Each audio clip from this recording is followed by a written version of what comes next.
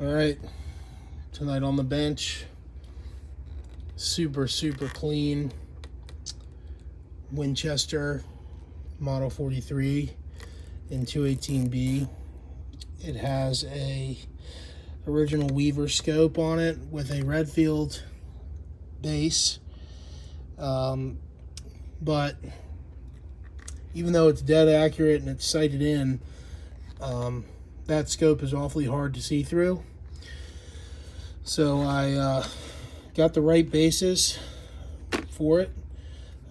Weaver makes these. They're actually for a Marlin Model 88, but they, after doing some research, they will fit a Winchester Model 43 as well. And if you look on the back, it says right there, use as a rear base for 43, and use as a front base for Winchester 43. So you get two of the same ones, and we're gonna get right into it. Stay tuned. All right, try to set this up so you guys can see here. I really need to get a tripod, but I think you should be able to see everything that's going on here. So step one, like anything else, make sure everything's clear. Open it up and drop this magazine out. These magazines are so hard to find, and if you do find them, they're about 85 bucks a piece. So that's a hot commodity. So we are clear. Now, this base is interesting. It looks like there's two screws on the front ring, one screw on the back, and then there's a screw on either side of the rear ring, and then I believe that'll, the scope will come off, and then there's screws underneath here in the receiver. So step one is going to be make sure you have a good set of gunsmithing screwdrivers, because I don't want to mess up the original mount here. And I don't want to mess up the original scope, so you want to find the right bit that's going to fit the slots nice and tight. Like that rear bit is that rear slot's pretty thick. So I'm just going to start with this rear screw and see what happens.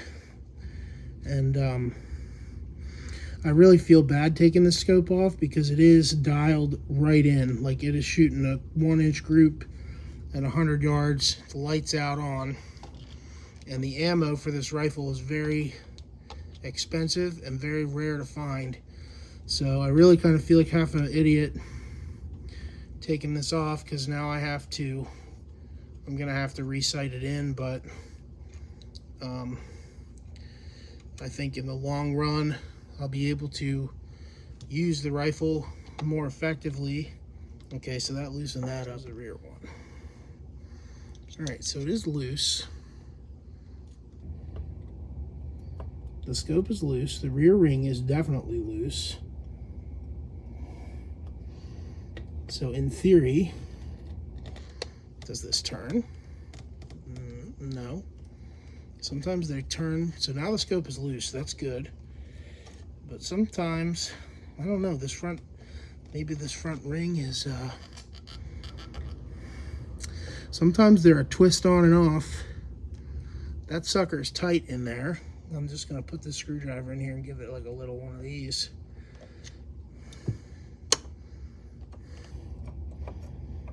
The scope is loose, but I don't know how that front ring, it is a twist. I got to close this bolt. I was right. So this is a twist mount. So you twist this sucker like this to the side, and bam, there it comes out. So there's a little cam in that front ring right there. You can see it, and that coincides with this little hole right here in your base. So this is a Redfield one-piece base, and the base is worth about 250 bucks.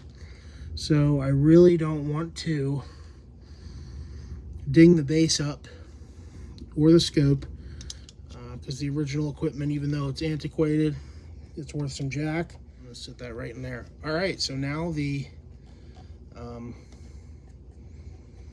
The old scope and scope base is off. So now we're going to break open these Weaver. These are Picatinny mounts, and put these bases on. I'll come back once we got those on. All right, so we're back with the next step. We have our bases mounted. All right, the two Weaver bases. We're going to torque them to my favorite German torque spec, which is Guten tight. Really, you just want to get them finger tight, and then I give them a quarter. Finger tight and a quarter. You do not need to reef down on these, because if you do, there's two potentials. One, you strip the screw, the threads right out of the receiver, and then you're screwed. Or two, the screws are in there so tight that the bolt will get hung up, and neither of those items are happening right now, which is what we want. Bases are on. Now that joker's level, so we're good. We'll pop this level off. Now, this is not the scope that I want to keep on this, but for now, this is what I have. It's a Leupold Rifleman 3-9. It was actually, I had originally bought it as a shotgun scope for my 870, and had it set up as a slug gun with a rifled barrel, but it's just a regular old plain Jane Leupold 3-9. So it'll be good for this for now. Eventually I want to put a gloss, an older gloss Leupold with probably like 10x zoom or 14x zoom, because I think a gloss scope is just going to look better on there. But hopefully the rings I got are high enough, because there is a rear sight here, and I really don't want to have to take that off. So if the rings aren't high enough, then I'll just have to get medium rings, which I hate having a scope way up off the rifle, but medium rings aren't the worst thing in the world. I prefer to have low rings to where there's like a credit card's width of gap. But, you know, it is what it is. So once I'm ready to put the scope on, I'll come back to you. So the scope that I have wouldn't sit on there without hitting this rear sight, so I drove that out. That is not messed up metal, that's just some brass from my brass punch, so that'll polish right off. But there is some slight amount of rust underneath of where the sight was sitting, so I'm going to clean that up real quick, and that shouldn't take very long to knock that out, and then we'll mount the scope.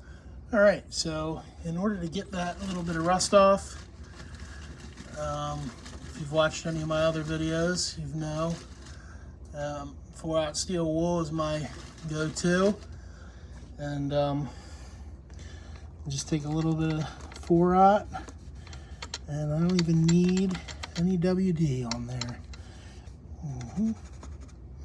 Clean that dovetail groove out, and they do sell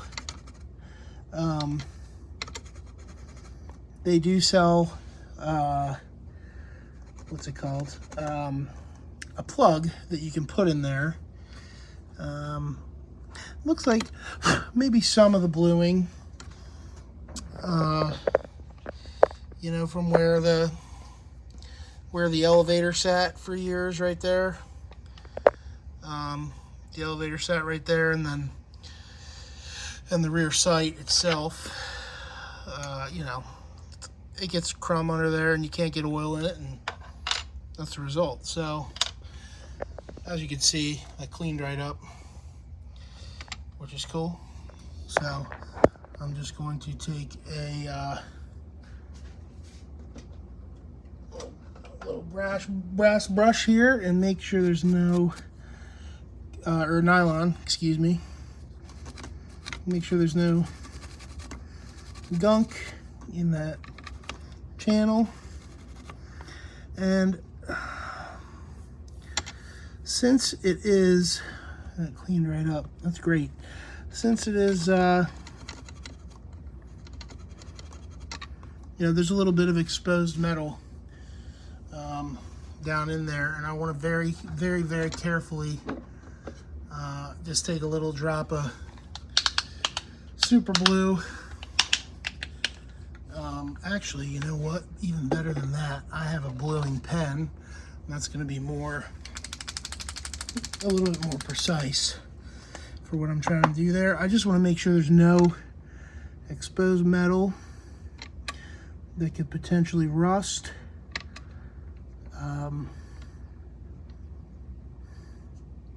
Since this is now open for the first time in who knows how long. So that's that. So just take a little bluing pen, touch that up. Now, for the cool part, this should, look at that. Oh, like it was freaking made for it, boys. That is just so nice.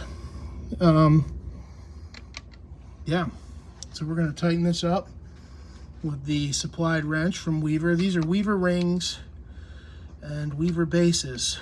So I am a huge proponent of using matching products if you can. So like if I was going to put loop-holed bases, I'd put loop-holed rings. If I was going to put Weaver bases like I am now, I use Weaver rings. Make sure those are nice and tight. Now, before we mount the scope, we just want to recheck our level. Well, see, now it's a little off. So, give that a little twist, and boom, there we are. We're level there, and we're dead level there, so that's good. Now I'm going to take a good Torx bit here out of my gunsmith screwdriver set, and I'm going to tighten these, tighten the bases down pretty good. Don't be afraid to knuckle down on them. You want them tight.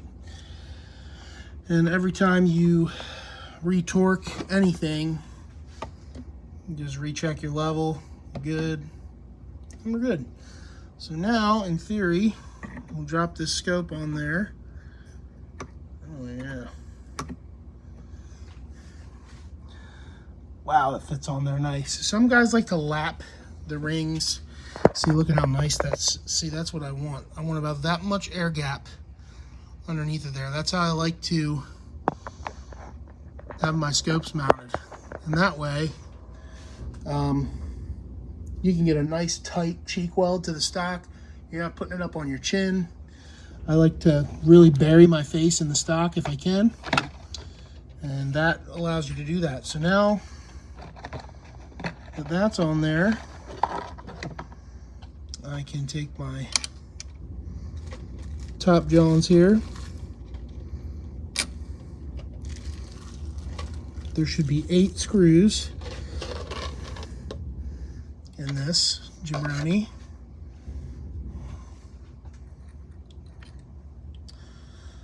And just like tightening the lug nuts on your car or your truck, when you tighten your scope rings, I'm missing a screw. That's not good. I don't appreciate that, Weaver. That's a brand new pack of screws, but luckily for Weaver, maybe it's in the box? Nope. Luckily for Weaver, we have those around here. So I don't have to go hunting very far. Pretty sure that's the same. It is. It is a fillet or a flathead, but that's okay. Same thread pitch.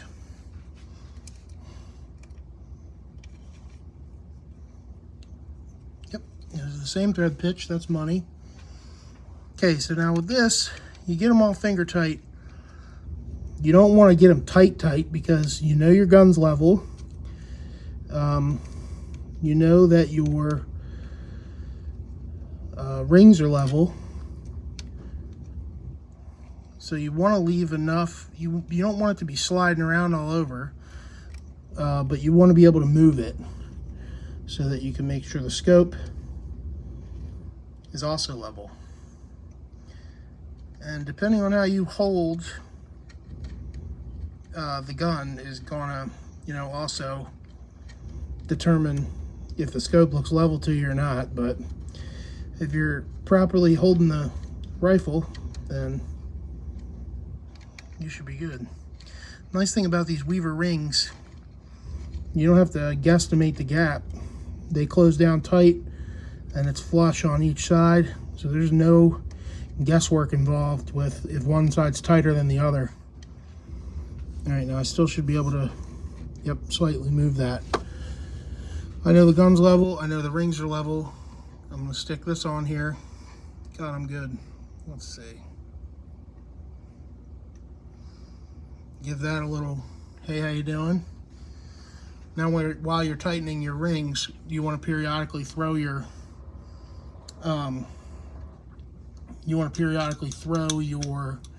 level back on there to make sure that you haven't torqued something out of spec. So I'll go that one first. Then I'll come across to that one. Then I'll come back to this side.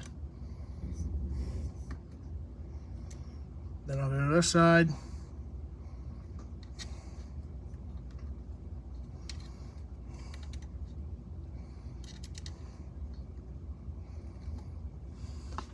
And I'll check.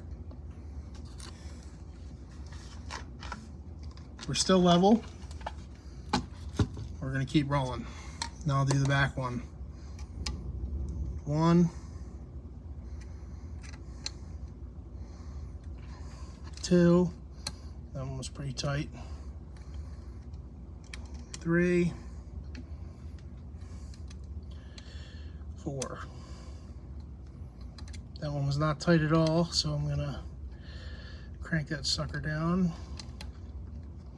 Now I need to get an inch-pounds torque wrench, but I'm not doing that right now. I'll double check again.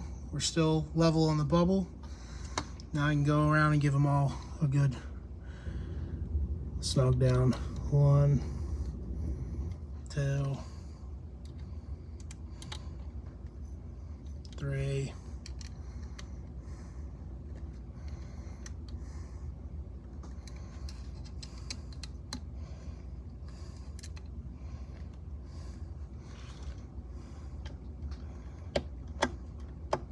I really hate that Weaver didn't have a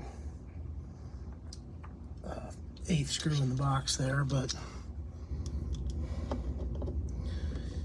oh well. And that's it. That sucker's on there. Let's check for eye relief.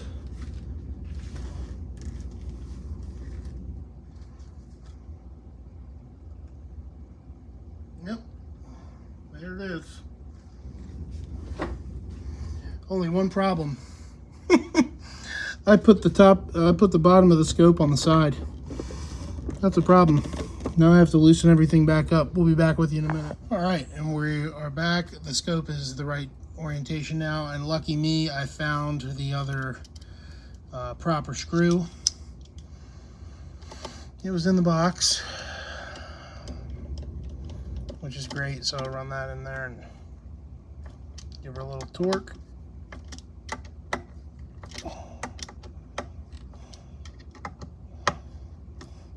So these should be about 25 inch-pounds a pop. I'm probably over by a few, but I've gotten pretty good at judging it, or guesstimating it, I should say.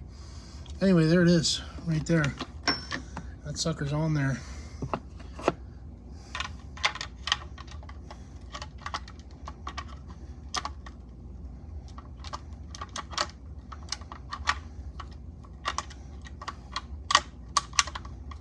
This can be kind of a pain in the ass, I guess. There we go. Helps if you turn the safety off. Well, let's level that way for a righty. Well, let's level that way for a lefty. And I can see that scope, man. That's a Leupold Rifleman, 3-9. Oh, looks good on there. That's it. Thanks for tuning in. Now maybe we'll film a video shooting this thing and sighting it in. Like I said, it's a duplex reticle. It's really meant for a shotgun or muzzleloader, but it's a 3-9 scope, and for deer hunting, for deer hunting purposes, it's going to work just fine until I can, a vintage Leupold would look a lot better on there, gloss finish, because it's an old gun. But man, you're going to pay for them. When you start looking at the prices of them, you're talking about $400 or $500 for a 40-year-old scope, and sometimes more depending on what you want. But eventually that's what it'll get on there, is some kind of Leupold Vari X3 with AO, because it really is a varmint round. 218B is really meant for shooting woodchucks and coyotes and whatever else, small game. Not small game, but medium-sized game. It's a centerfire cartridge. But yeah, that's going to be a lot better than this old boy here. You'll actually be able to see, and it turn into a much more usable rifle, and I'll be much more apt to want to take it out hunting on nice days. So thanks for tuning in, and we'll catch you on the next one. See ya.